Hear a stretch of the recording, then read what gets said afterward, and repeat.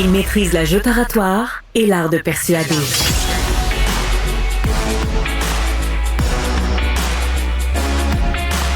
Alexandre Dubé.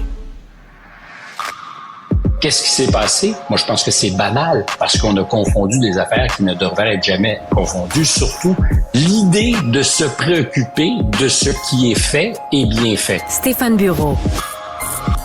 Un important sommet sur l'intelligence artificielle qui se déroulait à Paris, où on rejoint d'ailleurs notre collaborateur Stéphane Bureau. Hey, salut Stéphane. Bonjour Alexandre. Alors, l'heure est au bilan. Qu'est-ce que tu retiens de ce sommet?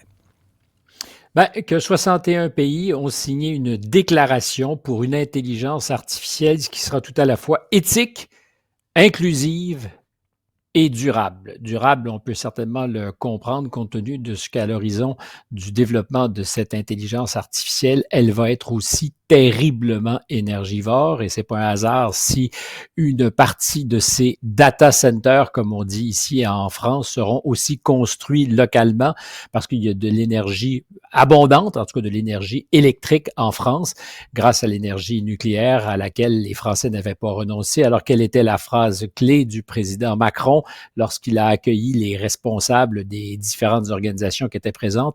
C'était plug, baby plug. Branche, chérie, branche plutôt que drill, baby drill. Ben oui, c'est un clin d'œil à mon slogan préféré.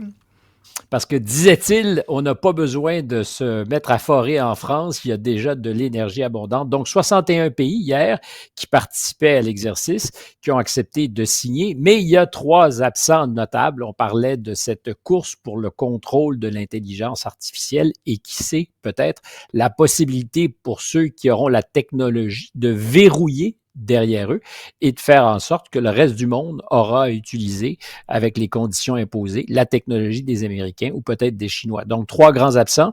Les États-Unis, sans aucun complexe, le vice-président qui en était à sa première sortie internationale, J.D. Vance, a dit qu'il était hors de question qu'on impose des règles, qu'on bride le développement de l'intelligence artificielle, que la créativité, c'est un peu le cache-sexe pour autre chose, mais que la créativité des Américains avait été récompensée et qu'ils en étaient d'ailleurs aujourd'hui les leaders parce qu'on imposait un minimum de contraintes. Donc, les États-Unis ne signent pas. Le caniche des États-Unis, la Grande-Bretagne, le Royaume-Uni, puis je dis caniche parce qu'en bien des choses, cette ex-grande puissance coloniale est aujourd'hui un peu un laquais des Américains et les suit, même quand apparemment il y a des divergences politiques entre les différents leaders. Les Anglais sont pas mal toujours avec les Américains. Et puis, les Israéliens. Alors, quand on parle évidemment d'une intelligence artificielle qui sera, je le répète, éthique, durable et inclusive, compte tenu de l'usage qu'on fait à ce jour de l'intelligence artificielle, l'armée et les services de renseignement israéliens, avec entre autres leur programme Lavande ou Lavender, qui permettait en temps réel d'identifier des cibles au sein du leadership du Hamas et de déclencher presque dans les secondes qui suivaient, et c'est l'intelligence artificielle qui veillait 24/7, qui veille 24/7 et qui corrèle toutes sortes d'informations, d'images, de caméras de surveillance, de téléphones cellulaires. Donc, ce Lavender a permis, ce programme Lavender a permis d'éliminer beaucoup d'adversaires d'Israël et au passage aussi parce qu'il y a des dommages collatéraux de civils qui étaient à côté de ceux qui étaient ciblés. Alors, est-ce que c'est inclusif? Ben, du point de vue des Palestiniens, ce l'est probablement pas et ça explique probablement aussi qu'il n'est pas signé, mais qu'ils ne veulent pas s'aligner sur aucune autre puissance que les États-Unis. La Chine a signé et c'est un des acteurs importants, mais est-ce que ça trahit qu'ils ne sont justement pas en position de contrôler suffisamment de choses, ce qui leur laisserait la marge de signer, ou se disent-ils, pour l'instant, on peut signer, puis quand il sera temps de décider si on doit faire cavalier seul, on pourra toujours renier cette signature. Mais gros événement, et je pense qui annonce en fait le monde, c'est-à-dire des gens qui seront à la traîne des puissances qui maîtrisent ou sont en voie de maîtriser l'intelligence artificielle. Je pense en particulier aux États-Unis. Tu parlais de signature, Stéphane. Cette semaine, le président Trump, encore une fois, a sorti son gros Sharpie.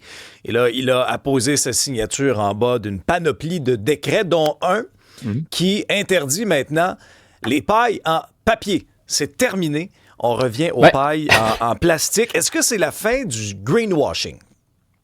Alors d'abord, je ne sais pas si ça interdit l'usage des pailles en papier, mais ça fait en sorte que ne sont plus interdites les pailles en plastique.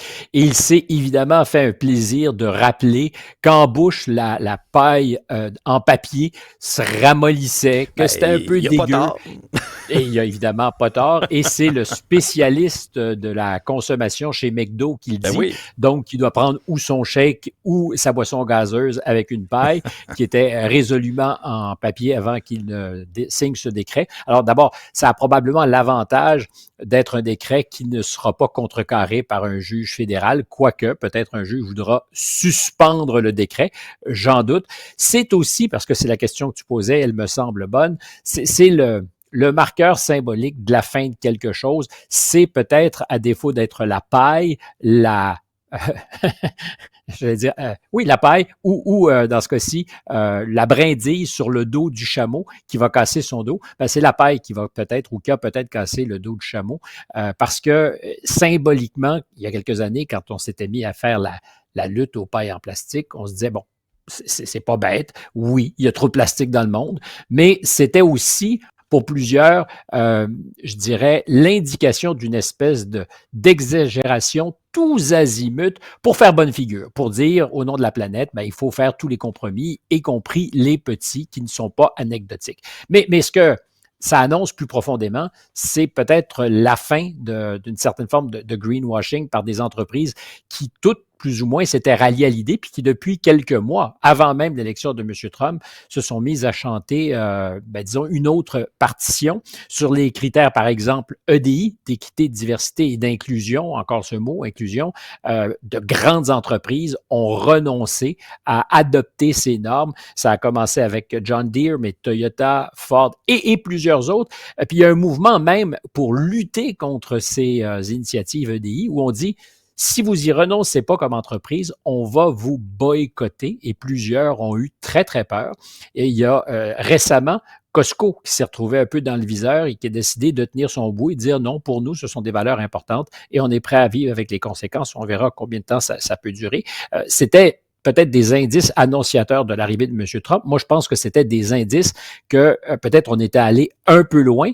Et en matière d'énergie, puis ça interpelle directement celui qui pourrait être bientôt le patron du Parti libéral, Mark Carney, c'est aussi les critères ESG, environnementaux, sociaux et de gouvernance avec les grandes institutions financières qui, à Glasgow, lors de la COP, je pense que c'était en 2022, c'était entendu pour adopter des normes de net zero de la Bankers Alliance, c'est-à-dire on alignait nos pratiques de prêt et d'investissement sur des objectifs de réduction des gaz à effet de serre. C'est donc dire, puis au Canada, la Banque royale, je pense, s'est souvent retrouvée dans le collimateur de ceux qui disaient, attention, c'est une institution financière qui prête à des grands groupes pétroliers. Et donc, il y aurait là quelque chose comme un crime moral, sinon un écocide, diront certains.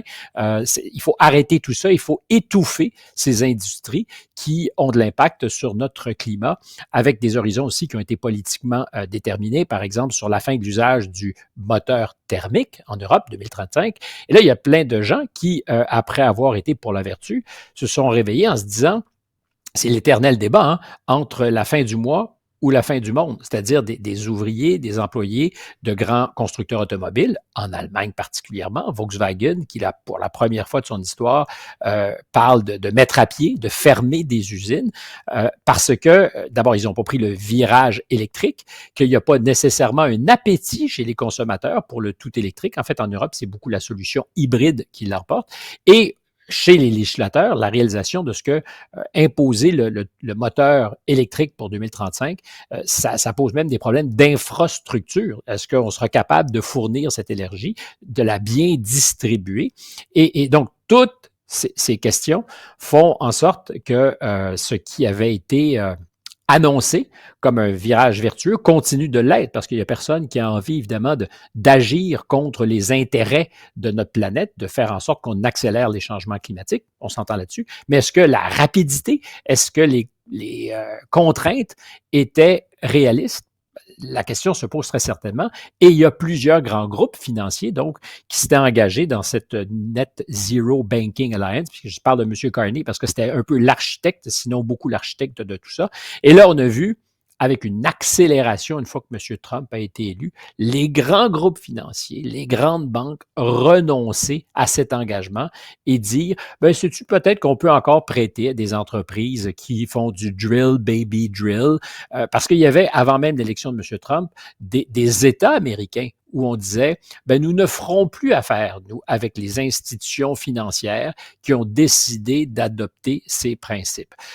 Donc, c'est symboliquement quelque chose qui peut avoir l'air anecdotique que l'adoption de cette histoire sur les pailles en plastique plutôt qu'en papier. Mais je pense que pour M. Trump, au-delà de ça, c'était une manière de dire il y a un moment pivot. Les choses ont changé et ça ne veut pas dire qu'on ne se préoccupera pas des changements climatiques, mais nous n'irons pas à la vitesse annoncée.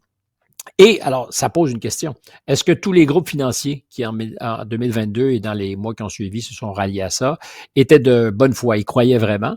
Est-ce que c'est la seule peur de M. Trump qui, aujourd'hui, fait qu'il renonce à ses standards? Ou au contraire, c'est aussi, pardonne l'expression, leur bottom line, c'est-à-dire l'impact que ça pouvait avoir sur le rendement, qui fait qu'ils changent d'idée?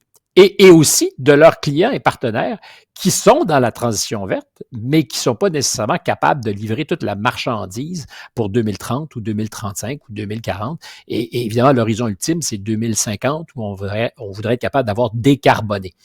Alors, il y en a qui nous répondront, il faut vouloir l'impossible pour être capable de faire monter nos objectifs et d'arriver à tout le moins à quelque chose qui serait plus cohérent en termes d'adéquation entre lutter contre les changements climatiques et notre capacité économique à soutenir ces changements. Mais pour l'instant, du côté de l'administration Trump, c'est surtout, on ne fera pas de faux semblants. Fait que vous pouvez retourner prendre votre milkshake avec une paille en plastique.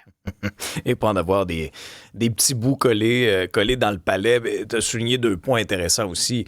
Est-ce que les cibles, est-ce que l'échéancier va être repoussé? Parce que même ici au Québec, là, il y a des échéanciers qui approchent à grands pas, 2035, notamment pour l'interdiction de vente de véhicules neufs à essence. Est-ce qu'à travers le monde aussi, il y a d'autres pays, d'autres États qui vont emboîter le pas? C'est ce que je te disais sur l'Europe. Sur l'Europe, oui, on se pose sérieusement les questions.